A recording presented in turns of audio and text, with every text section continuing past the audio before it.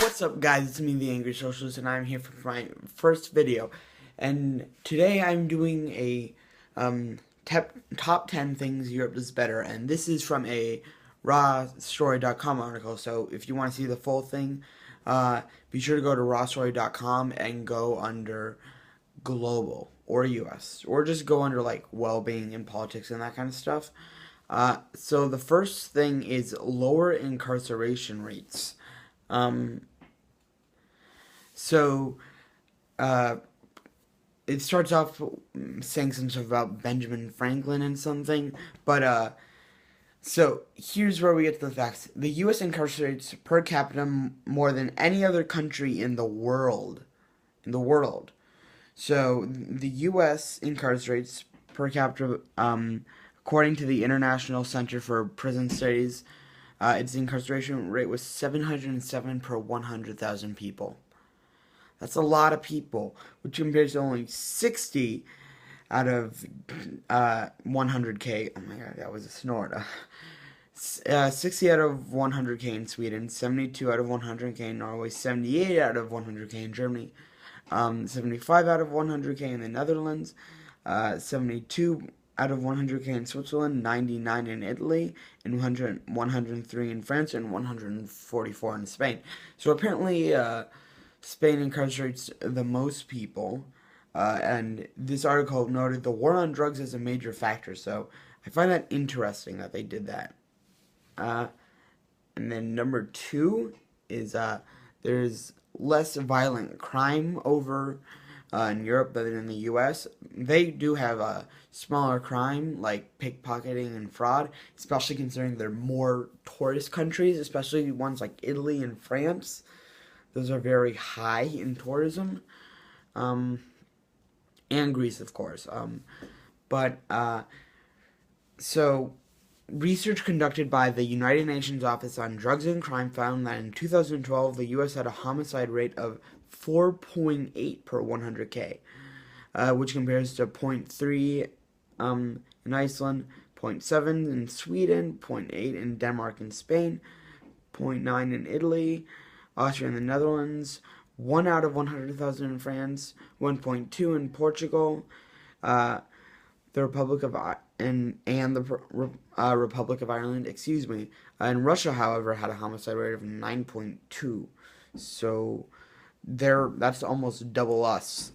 But yeah, so aside from Russia, they are much lower in homicide rates, and they have less of violent crime than we do.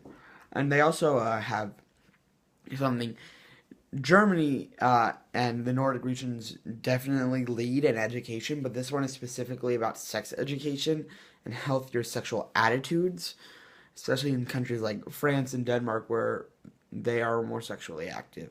So, European countries with comprehensive sex ed programs and liberal sexual attitudes actually have lower rates of teen pregnancy and STDs. Looking at data provided by the Centers of Disease Control and Prevention (CDC), the Guttmacher Institute, sorry if I butchered that, advocates for youth and other sources. One finds a lot more teen pregnancies in the U.S. than in Europe. Comprehensive sex ed programs are the norm in Europe, where in 2008 there were teen birth rates of 5.3 per 1,000 in the Netherlands, 4.3 in Switzerland, and 9.8 in Germany, compared to 41.5 in the United States. So we have a lot more than they do. Germany 9.8. I find that odd considering they are very liberal education. Maybe they don't have a big focus on sexual education, but I find that interesting considering Germany is like the country out of the Nordic regions in Europe, aside from the Nordic regions in Europe, that stresses education the most. So I found that interesting that it had the highest out of the countries listed. And in 2009, Germany had 1/6 of the HIV/AIDS rate of the United States, and 0.1% of Germany's adult population is living with HIV or AIDS, compared to 0.6 in the U.S. So that's sixfold more than Germany, which is kind of bad. Actually, really bad because it's AIDS. While the Netherlands had 1/3 of the number, So that's 0.2 of the adult population. Um, and the fourth one, I don't necessarily agree with that it could be better, but it's the anti-GMO movement. And I haven't really voiced on this before, but I am against GMOs. I'm actually for GMOs, mainly because in America we have the corporations like Monsanto and stuff that are mass producing, and there are farmers that are like endorsed by McDonald's and Burger King, and they're using that. So I think it's dumb that people are so anti-GMO and saying, it's insane how much higher the prices of, like organic vegetables and fruits are, excuse me, compared to fast food. But it isn't that crazy because they're not using GMOs. So you want them to stop using GMOs, but you are mad that your prices are high, and that's because you're not using GMOs. So in that case, I think it's stupid about how liberal people can be. That's one of the areas where I'm not super liberal, because you kind of have to fight fire with fire in that situation. You have to use GMOs. But anti-GMO activists are fighting an uphill battle in the U.S., and where it has a Monsanto corporation, and they have, basically patent life, and, it says that has considerable lobbying power and poured a ton of money into defeating GMO labeling measures in California and Washington. GMO crops have been banned in and Mendocino County. Probably Spanish. I completely butchered that. But in Europe, GMO restrictions are much more widespread. France, Switzerland, Austria, Germany, Bulgaria, Hungary, Poland, and Greece are among the countries that have either total or partial bans on GMOs. And in Italy, 16 of the country's 20 regions have declared themselves to be GMO free when it comes to agriculture. So 80% of Italy is GMO free, basically. So that's better. If no one can use GMOs, then I'm okay with that. But if one side is using GMOs and the other side refuses, but they're mad that their prices are so much higher, it's, literal hypocrisy there. It's stupid literal hypocrisy. Number 5, saner approaches to abortion. Most politicians in European countries are smart enough to share Bill Clinton's view that abortion should be safe, legal, and rare. And like we said before, they have lower teen abortion rates and lower STDs, so their comprehensive sex ed helps with that too. But the Guttmacher Institute, I butchered that again, didn't I? I totally did.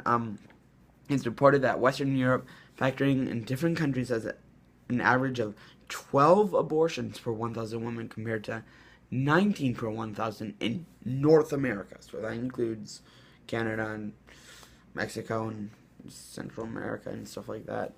But Latin Americans like to say it's one continent.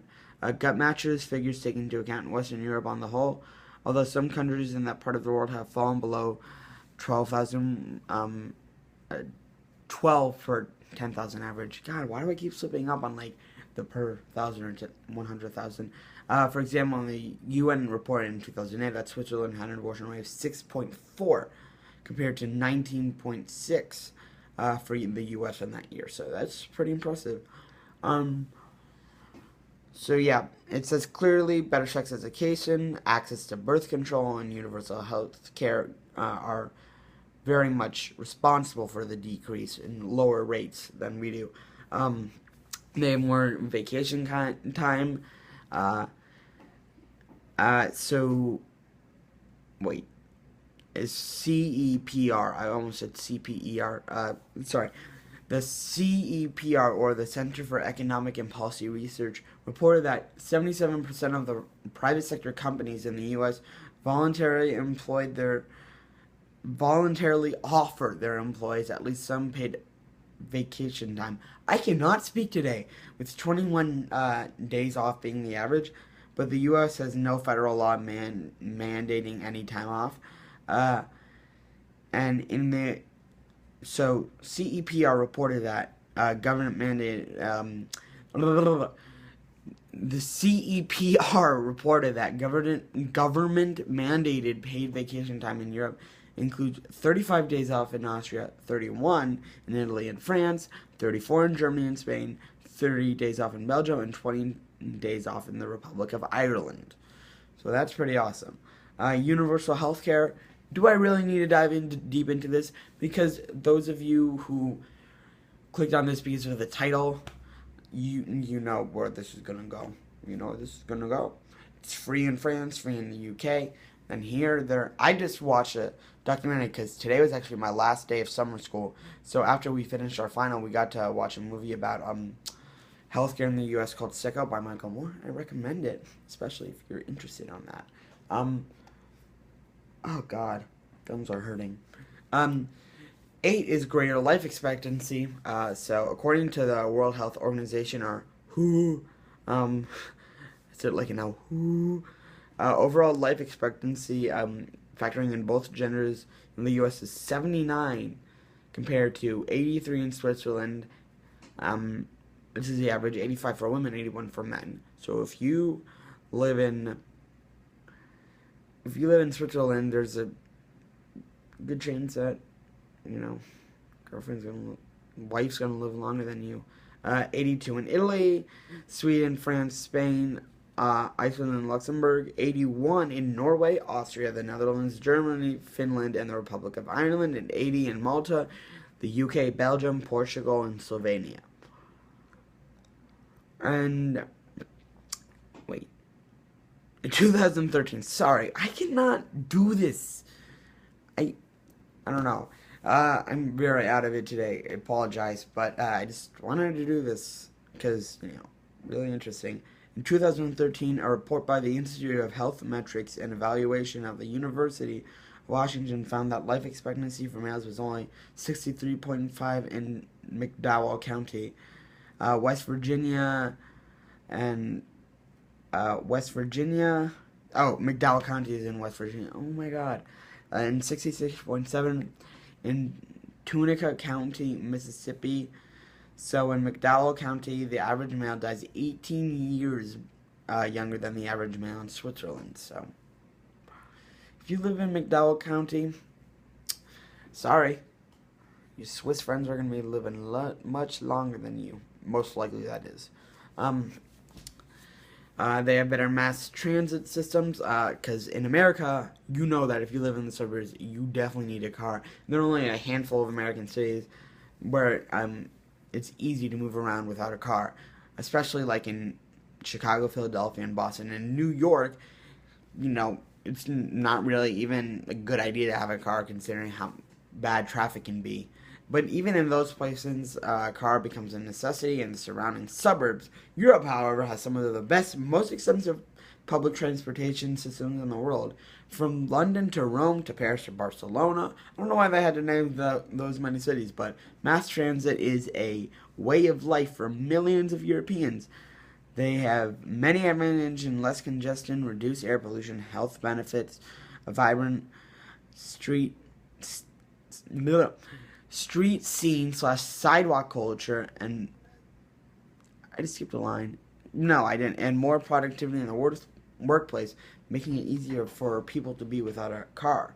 And that also reduces the number of DUIs. And this was not included in here because clearly it's not talking about Asia, but Japan has a really good, you know, mass transit, especially since they have bullet trains running on electromagnetism, and they currently beat their own record by creating a new bullet train that would go around Mount Fuji. So